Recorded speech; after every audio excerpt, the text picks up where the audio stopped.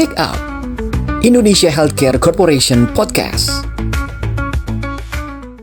Assalamualaikum warahmatullahi wabarakatuh. Apa kabar Anda Sobat IHC? Salam sejahtera untuk kita semua. Om Swastiastu, Namo Buddhaya, salam kebajikan.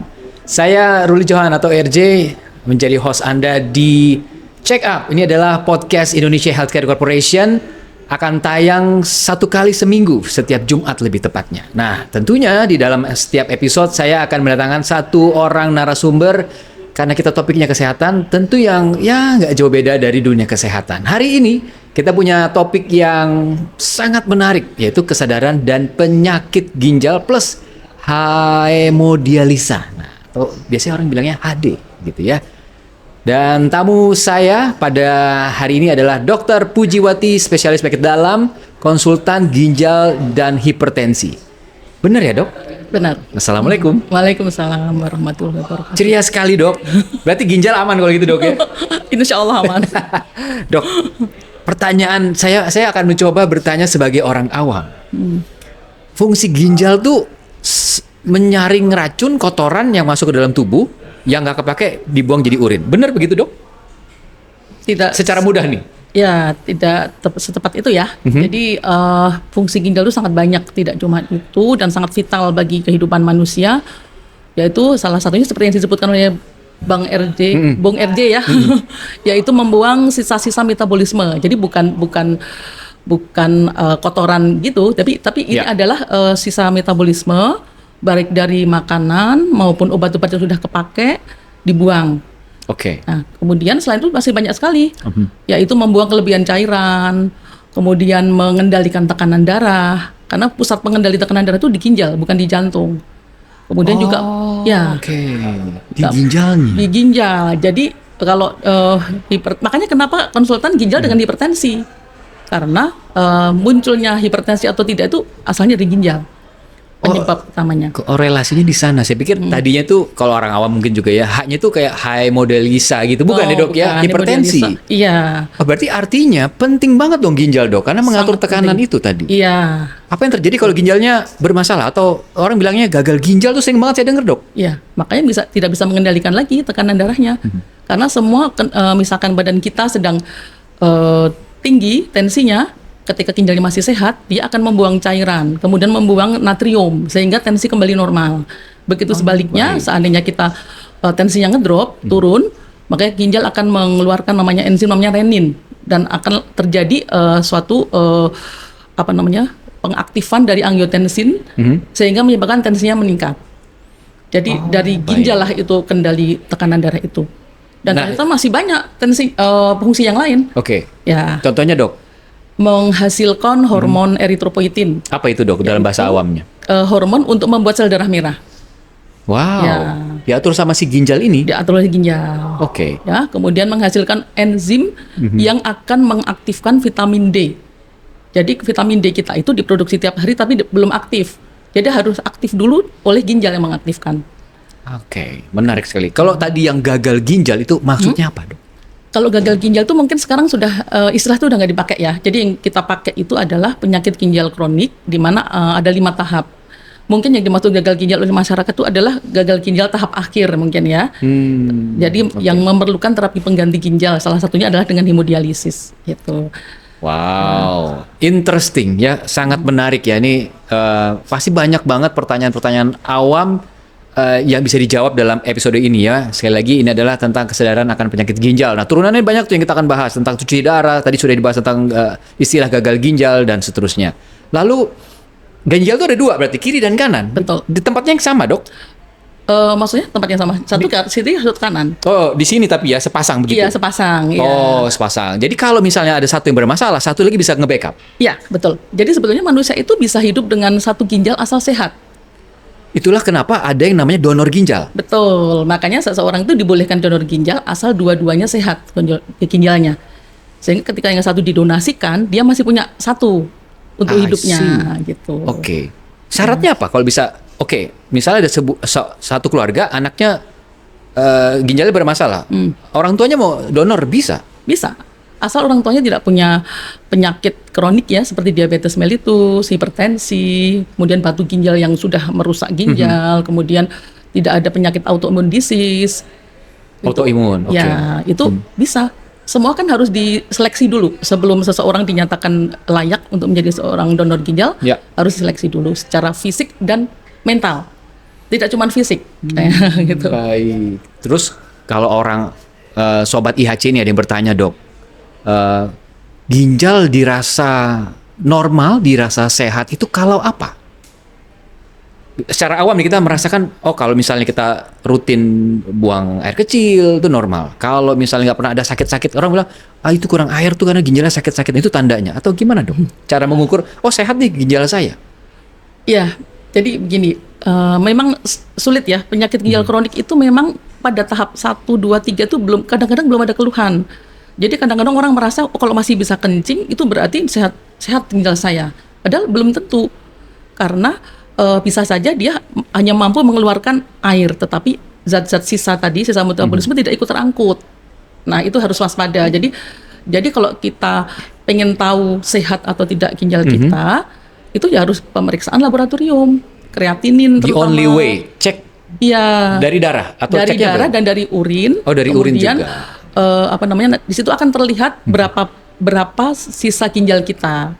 Itu bisa kan ada tahap 1 itu sebenarnya masih normal, yaitu fungsi ginjalnya sekitar 90 sampai lebih atau lebih. Kemudian yang tahap 2 Ya. itu 60 sampai 89, tahap 3 30 sampai 59. Nah, sering muncul keluhan itu ketika fungsi ginjalnya sudah di bawah 30. Jadi udah agak terlambat sebetulnya. Wow. Itu sering tidak tanpa gejala. Yang di atas 30 itu sering tanpa gejala. Jadi artinya saya kalau mau ngecek dalam setahun tuh bisa berapa kali? Harus berapa kali? Atau 2 tahun sekali bahkan? Atau bagaimana, Ya, Dok? kalau misalkan sebelumnya sehat, setahun sekali cukup ya. Tapi ketika kita mempunyai tekanan darah tinggi atau mempunyai suatu faktor resiko seperti diabetes mellitus harus minimal setahun sekali. Apalagi yang sudah ada tanda-tanda diabetes mellitus itu. Ya, Harus itu. lebih aware. Karena itu penyebab utama penyakit ginjal kronik yang sampai ke tahap akhir harus cuci darah itu adalah paling banyak adalah diabetes dan hipertensi. Jadi kalau seseorang udah tensinya udah tinggi, check up-nya, medical check up-nya minimal 1 tahun sekali.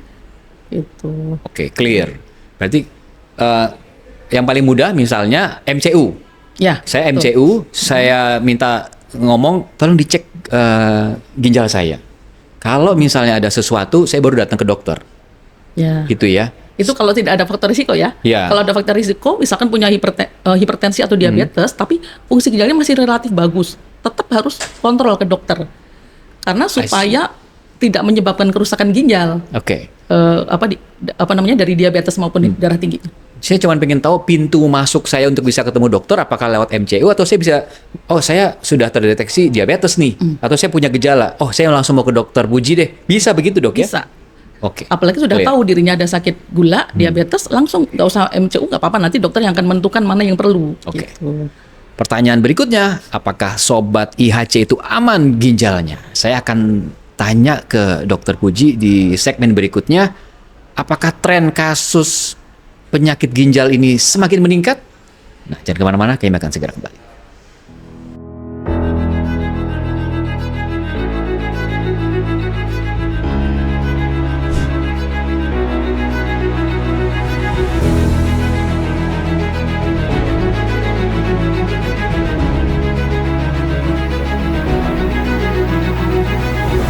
Oke, Sobat IHC, selamat datang di Check Up. Ini adalah podcast Indonesia Healthcare Corporation, Pertamina Bina Medica. Saya RJ bersama dengan Dr. Pujiwati, SPD KGH. Kita lagi punya topik adalah seputar penyakit ginjal. Pertanyaan saya tadi, apakah tren kasus masalah ginjal ini di Indonesia semakin meningkat? Nah, itu pertanyaan saya, Dok.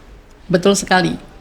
Datanya seperti apa, Dok? Ya, saat ini tempat cuci darah itu selalu penuh, dan itu tidak hanya pada usia tua yang sakit, bahkan usia muda banyak sekali yang sudah cuci darah, dan trennya semakin meningkat, dan itu sudah pemerintah sudah memberikan fasilitas, masih kurang karena saking banyaknya penderita. Luar biasa. Saya jadi ingat, Dok, kemarin sempat ada national headline, anak-anak nih banyak yang cuci darah, Dok. What happened, aya naon katanya gitu, Dok. Kenapa, Dok? Kalau anak-anak kebanyakan karena penyakit bawaan ya, penyakit bawaan ketika lahir. Kebanyakan jadi yang menyebabkan kerusakan ginjal sejak dini. Tetapi pada usia-usia dewasa itu biasanya kebanyakan karena gaya hidup yang tidak sehat. Kalau anak-anak kebanyakan karena penyakit bawaan, kalau orang yang sudah dewasa 18 tahun ke atas karena gaya hidup yang tidak sehat. Itu yang membuat bertambahnya penderita penyakit ginjal.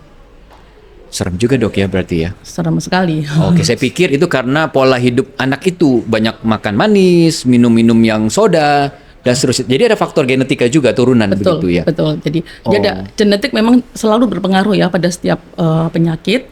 Jadi tapi belum tentu kalau sudah punya keturunan pasti anaknya akan kena juga tidak. Artinya dia lebih mudah. Oke. Lebih mudah kena kalau tidak hati-hati daripada yang tidak punya keturunan gitu.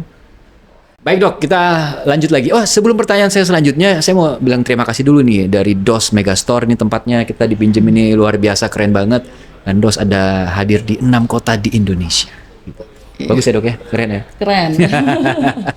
Oke dok, balik lagi nih kita ke laptop ceritanya.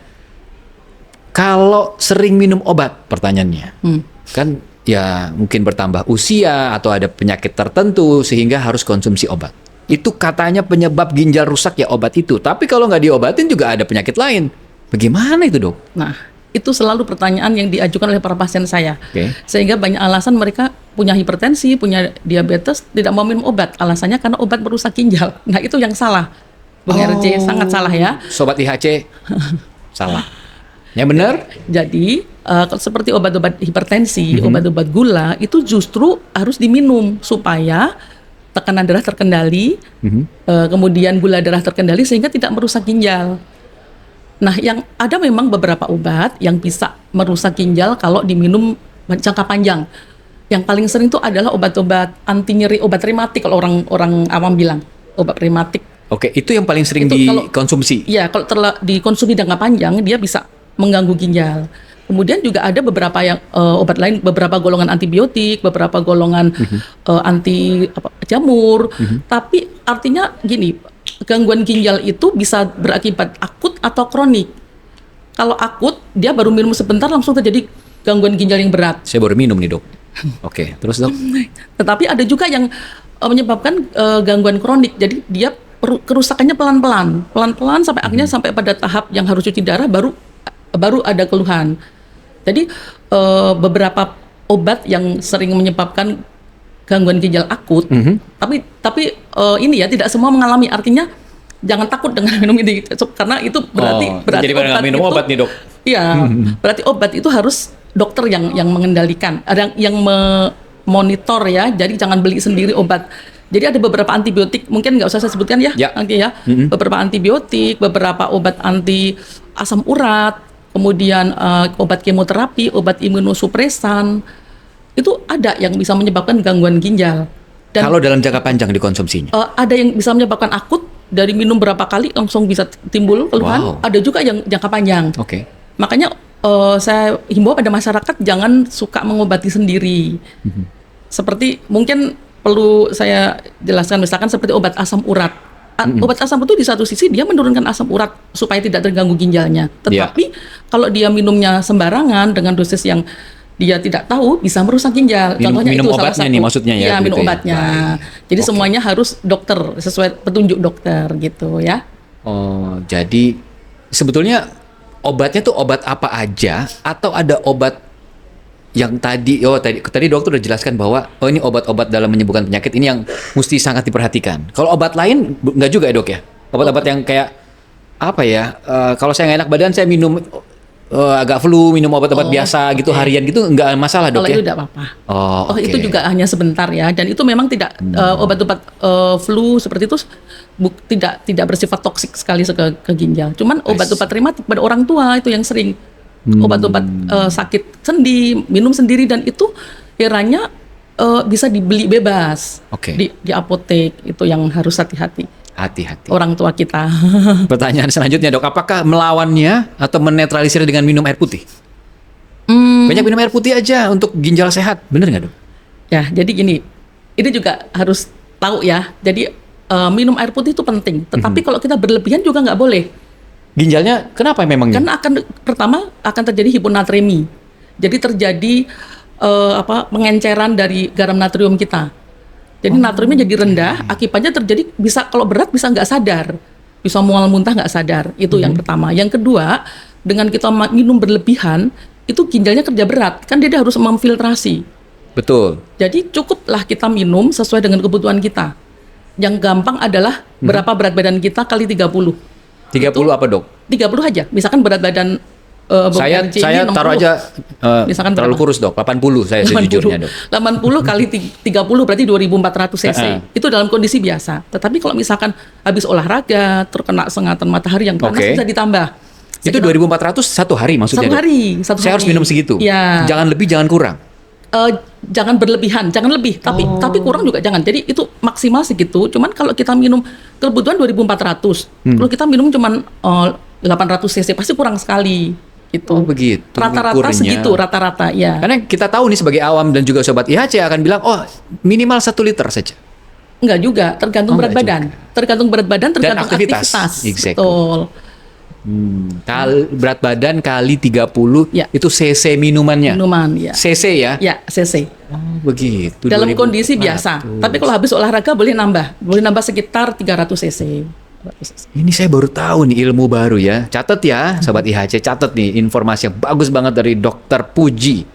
Jadi, nah, saya jadi kepikir nih. Saya sempat dengar kalau mau tidur jangan minum kebanyakan, ginjalnya nanti capek. Bener juga dok? Ya itu mitos-mitos yang nggak tahu dari itu mana asalnya ya. mitos. Sebetulnya intinya tuh kita minum cukup dalam sehari, mau sebelum tidur mau tidak kan. Tapi kalau kita kelebihan minum, ginjalnya kerja berat dan terjadi hiponatremi yang bisa berakibat fatal kalau berat. Misalkan kesadaran menurun, pingsan gitu, Sama mual tadi ya dokter mual bilang muntah, ya. Wow, oke. Jadi sesuatu yang berlebih itu memang nggak baik ya dok ya. Betul. Termasuk minum air putih. Apalagi minum yang nggak putih, yang Ya, berwarna, apalagi. Betul. ada gulanya. Betul sekali. Oke. Itu yang harus diwaspadai ya. Karena sekarang ini banyak sekali minuman-minuman yang beredar dan sangat tidak sehat ya. Saya nggak usah sebut namanya, minuman bersoda, minuman berenergi lah ya.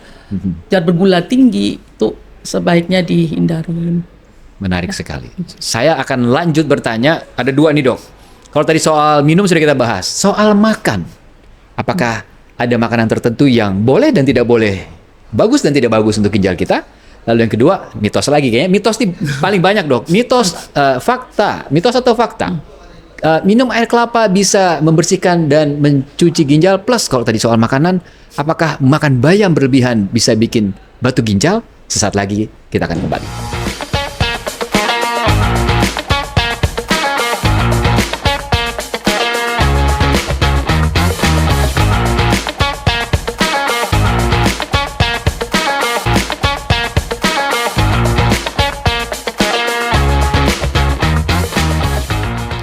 Check up. Ini adalah podcast IHC, Indonesia Healthcare Corporation. Saya bersama dengan Dr. Pujiwati, spesialis penyakit dalam, konsultan ginjal dan hipertensi. Ini kita berada di DOS Megastore di Ratu Plaza lantai 1. Terima kasih untuk supportnya. Judul atau topik kita di episode kali ini adalah kesadaran akan penyakit ginjal dan hemodialisa. Nah itu dok ya. Tadi mitos atau fakta? Makan bayam bisa bikin batu ginjal. Terus minum air kelapa bisa nyuci batu ginjal. Bener nggak dok? Nyuci ginjal bukan batu ginjal. Gimana dok? Saya pengen ketawa aja dengar istilah pengen nyuci ginjal. Ini awam nih sobat IHC banyak yang nanya nih dok. Ginjal dicuci untuk apa? Toh ginjal itu memang membuang sampah badan kita kan. Jadi tidak mungkin dia bersih, selalu bersih, nggak mungkin. Jadi itu mitos ya, mitos. Sebenarnya nggak masalah minum air kelapa, tetapi pada pasien-pasien dengan gagal ginjal yang sudah lanjut, hati-hati minum air kelapa karena dia mengandung kalium tinggi. Pada seseorang, kaliumnya itu. Ya, pada seorang dengan gangguan ginjal yang sudah berat, ginjal akan tidak bisa mengeluarkan kalium secara seperti yang seharusnya. Kalau ginjal kita normal, kita banyak makan mengandung kalium, yang dikeluarkan adalah sesuai yang kebutuhan kita. Oh, kita udah kebanyakan dikeluarkan banyak, oh kita kurang yang dikeluarkan sedikit gitu. Itu ginjal yang normal. Tapi ketika ginjal kita sudah turun, kalium yang dikeluarkan sedikit, kita minum air kelapa banyak mengandung kalium. Akibatnya jadi hiperkalemi dan itu bisa membahayakan jantung. ya. Oh, larinya ke jantung. Ya, itu kalau yang air kelapa. Kemudian yang bayam ya tadi. Bayam, Dok. Gimana, Dok? Jadi Saya suka gini. banget makan bayam. Sop, sayur bayam tuh enak banget tuh. Oke, bayam itu memang mengandung oksalat tinggi ya. Jadi terjadinya batu itu tidak bisa oksalat tersendiri, dia harus berikatan dengan kalsium. Nah, Oh, ada trigger lainnya dulu. ya, jadi Nggak- tidak serta-merta Asik. kita makan bayam langsung jadi batu, enggak ya. Jadi akan terbentuk batu apabila kalsium yang kita makan dikeluarkan dalam urin banyak. Itu resiko terjadi batu yang berikatan dengan oksalat tadi. Oksalat kan banyak mengandung, yang banyak dikandung oleh bayam. Ya. Nah, kalau misalkan kita tidak ada faktor risiko yang menyebabkan kalsium kita banyak kebuang lewat urin, ya terbentuk batunya juga kecil, tidak ada gitu. Maksudnya resikonya kecil gitu. Any kind Resikonya of kecil. food, Dok. Pokoknya harus ada triggernya lain dulu baru Ya. begitu. Nggak tiba-tiba saya makan biji jambu misalnya, kata ini bisa batu ginjal, enggak juga ya? Enggak juga. Oke. Ya itu tadi karena dia harus berikatan dengan kalsium. Jadi ketika ada seseorang itu yang memang dia punya genetik selalu mengeluarkan kalsium dalam jumlah banyak dalam urin. Nah, itu resiko terjadi batu ginjal. Bisa berikatan dengan Oke. oksalat juga gitu. Tapi atau ada gangguan hormon paratiroid. Ada gangguan vitamin D. Itu bisa terjadinya batu apabila kita banyak makan bayam. Tapi kalau seandainya itu tidak ada, resikonya kecil untuk terjadinya batu gitu. Jadi nggak usah terlalu takut gitu ya. Baik. Dan tadi ngomongin soal batu nih, saya tampilkan nih, Dok ya. Ini gambar batu ginjal.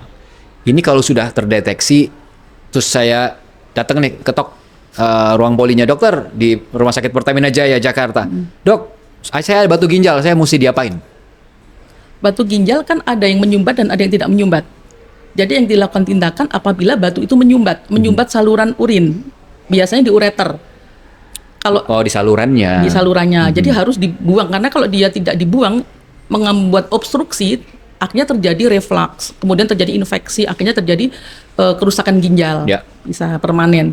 Kalau misalkan batu itu juga menyebabkan infeksi yang berat, misalkan seperti abses yang tidak bisa tertanganin, gitu ya harus dengan operasi. Gitu. Tetapi kalau batu itu ada tapi tidak menimbulkan keluhan apa-apa, tidak menyumbat, tidak menyebabkan infeksi, ya udah biarkan saja.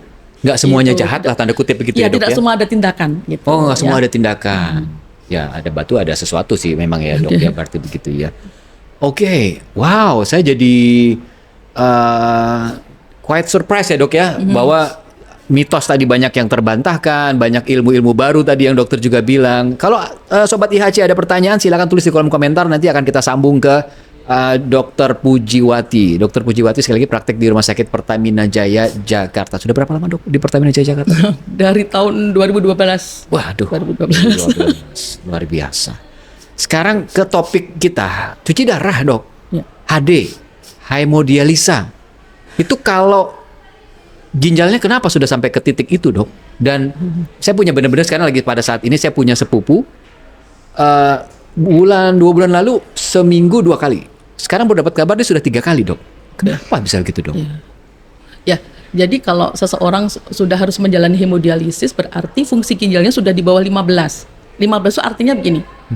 Bukan 15% ya. 15 itu artinya kemampuan ginjal membersihkan darah dalam 1 menit itu hanya mampu kurang dari 15 cc. Oh, bukan persen itu. Bukan. Jadi Oh, 15 cc kemampuannya. Ya, itu laju filtrasi glomerulus.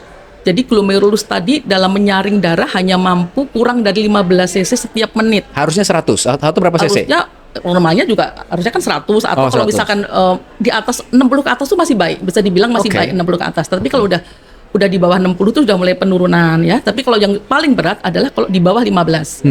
Makanya karena hanya mampu membersihkan kurang dari 15 cc per menit harus Ya. dibantu atau harus diganti Dengan alat fungsinya tadi. dengan alat gitu. Makanya harus bolak-balik Harus cuci darah bolak-balik, dengan iya, alat itu. betul. Pertanyaan sampai kapan, Dok? Seumur hidup. Kalau dia kelainannya kronik. Kalau dia menetap. Itu nggak bisa disembuhin sama sekali, Dok? Kalau yang kronik tidak bisa. Wow, oke. Kalau kepengen tidak cuci darah, transplant ginjal, transplantasi ginjal. Cari donor? Ya, Oh, begitu. ya. Saya pikir, tapi kalau nggak kronik atau nggak akut masih bisa? Bukan, kalau akut kemungkinan masih bisa berhenti. Jadi mungkin perlu diketahui dulu bahwa gagal ginjal atau gagal ginjal yang perlu tindakan cuci darah itu ada yang akut, ada yang kronik. Kalau yang tidak bisa disembuhkan lagi itu yang kronik, dia menetap, tidak bisa kembali lagi ke normal. Tetapi kalau yang akut itu bisa nggak cuci darah, asal penanganannya benar. Gitu. Contohnya gini ya, Bang RJ ya. Jadi misalkan seseorang kena demam berdarah yang berat atau mungkin yang banyak itu COVID. Waktu COVID itu kan banyak yang berat. Betul. Tadinya sebelum kena COVID ginjalnya normal, tapi begitu kena COVID berat, langsung ginjalnya ikut sakit sampai tidak bisa bekerja. Nah, ketika COVID-nya sembuh, ginjalnya ikut membaik. Jadi cuci darah berhenti. Itu yang akut. Itu. Tapi kalau yang kronik, menurunnya pelan-pelan. Pelan-pelan tapi menetap sampai suatu tahap harus cuci darah dan dia nggak bisa kembali ke normal lagi. Itulah ketergantungannya terus. Ketergantungan, pengganti sebetulnya ya, bukan ketergantungan, pengganti ginjal. Wow, karena sebelum ayah saya meninggal tuh cuci darah dulu dok. Karena dari jantung itu bener dok, diabetes, jantung segala macam, akhirnya cuci darah sampai ya sudah selesai gitu akhirnya. Oh oke. Ya, nggak berasa nih dok, udah 15 menit lebih kita ngobrol di check up ini podcastnya IHC. Sebagai closing, nih saya wajibkan nih narasumber untuk menjawab satu kata. Kalau saya sebut ginjal, satu katanya dokter apa? Satu kata aja. Apa dok? Penting itu yang utama. Kalau cuma satu kata ya. Tapi kalau mau bisa dua kata tuh dua kata lebih bagus lagi. Penting. Jadi kadang-kadang orang cuma pikirin jantung sehat ya dok ya. Iya. Kampanye jantung sehat. Nah terus atau segala macam lah. Tapi ginjal sehat tuh agak jarang kampanyenya. Tapi itu penting banget. Tadi mengatur juga tekanan darah ya dok ya? Iya, betul. Oke. Dokter Pujiwati, spesialis penyakit dalam, konsultan ginjal dan hipertensi. Terima kasih. Sama-sama. Kalau ada yang ingin ketemu, konsul langsung silakan datang ke Rumah Sakit Pertamina Jaya, Jakarta. Sampai ketemu di lain episode berarti kalau dok. Kemudian kita bisa ngobrol lagi dok ya. Terima kasih. Terima kasih. Bang RJ. Nah, Sobat IHC, terima kasih untuk kebersamaan Anda. Jangan lupa subscribe, follow, bunyikan ring, share, atau mau bertanya boleh di kolom komentar. Sampai ketemu lagi.